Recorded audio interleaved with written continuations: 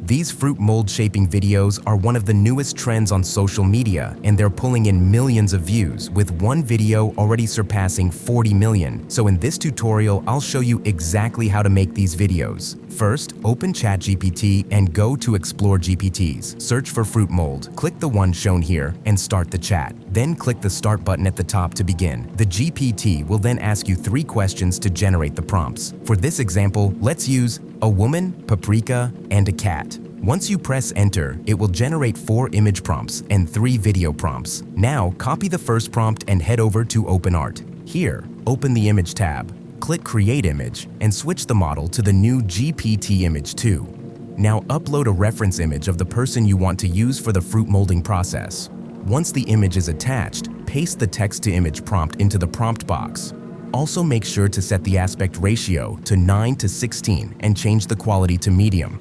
Then set the image amount to 4 so you can easily choose the best result, and click Generate. Once finished, GPT Image 2 will generate a set of images like the ones shown here, where a woman places a mold in the shape of a cat around a young paprika. For the next step, remove the first prompt from the prompt box and delete the woman's reference image. Then choose your favorite result from the images you just generated and click Reference so it can be used as the new reference image. After that, go back to ChatGPT and copy the second prompt. Then return to OpenArt, paste in the second prompt you copied, and click Generate. Once finished, you'll see the paprika fully grown inside the cat-shaped mold. Next, to generate the third image, upload the same reference image of the woman again. Then go to Creations and select your favorite image you generated in the previous step.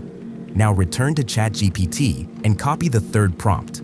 Go back to OpenArt, paste in the prompt, keep the same settings, and click Generate.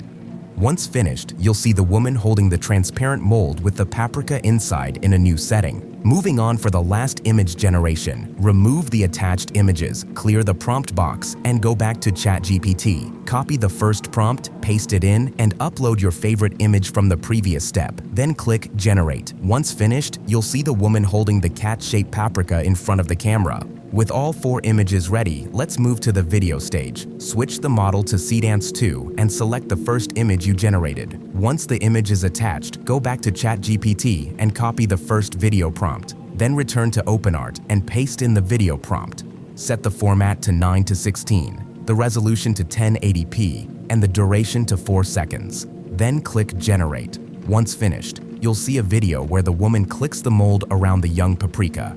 Next, to generate the second video, remove the image and clear the prompt box. Then upload the first generated image and the second generated image in chronological order. Now go back to ChatGPT, copy the second video prompt, and return. Again, paste in the video prompt and scroll down to the settings. What you need to do now is increase the duration from 4 seconds to 6 seconds and then click Generate. Once finished, you'll have the second video showing the paprika growing from a young paprika into a fully grown paprika inside the cat-shaped mold. For the last video generation, repeat the exact same process. Clear everything first, then select the third and fourth generated images in the correct order. Now go back to ChatGPT one last time, copy the third video prompt and return. Paste it in, keep the same video settings as the previous step, and click Generate. Once finished, you'll have the final video showing the woman removing the mold from the paprika and presenting the cat-shaped paprika to the camera. Once you have all the videos, download them and open any video editing software.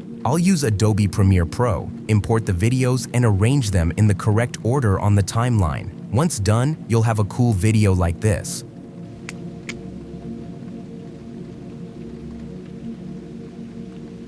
Now you know exactly how to make them yourself. If you enjoyed this tutorial, make sure to like and subscribe, and I'll see you in the next video.